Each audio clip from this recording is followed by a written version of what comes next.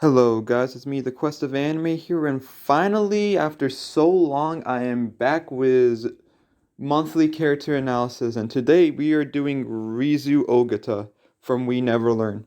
Now, out of all the characters from We Never Learn, she is my fourth favorite. We're talking all the girls, we're not talking about the main character himself.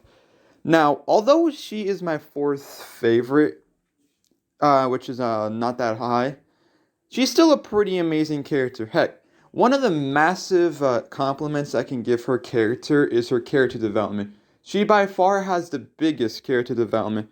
So big, in fact, that I have to make this a two-parter. And this part, we're going to solely look into episode 1 and how she acted before really getting to know the MC and some of her other friends. Because that episode has a massive difference. And without that episode, you can't really tell how she had a huge development. So yeah, let's get started. So one of the massive things that we know about her is that she is one of the three girls that Naruyuki is forced to tutor. And she is also has her flaws and strengths. Her strengths being math and physics and her weakness being writing, history, and literature. Now, one aspect I want to mention about her weakness and strengths is they basically define her character. You see, when it comes to her strengths, she's really good at seeing things in a realistic standpoints with numbers and science, but she's terrible at seeing things outside of that.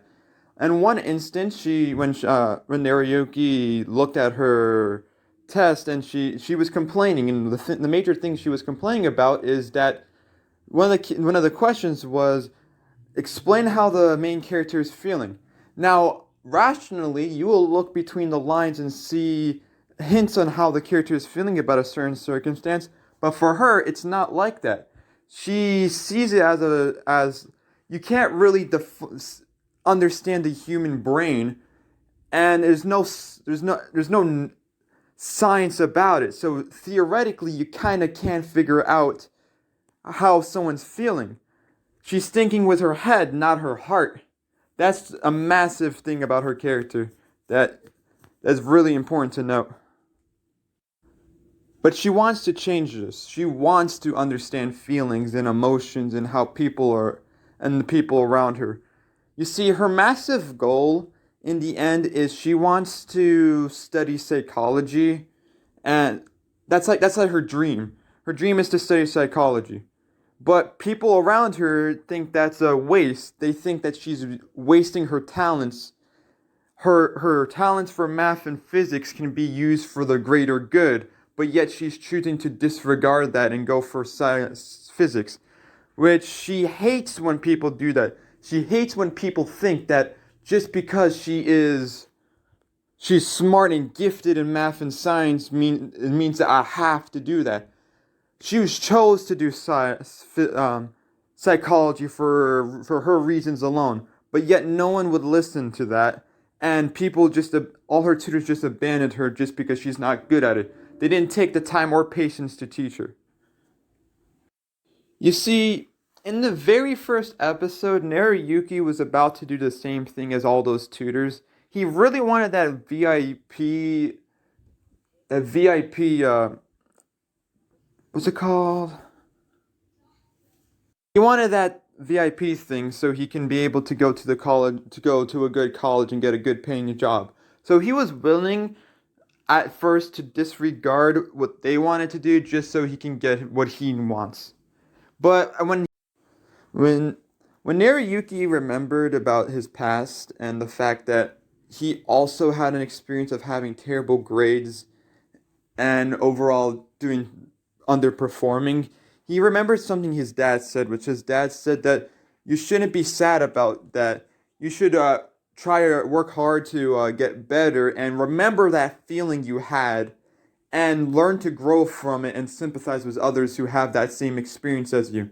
And if it wasn't for that, then their relationship would not have been going that great.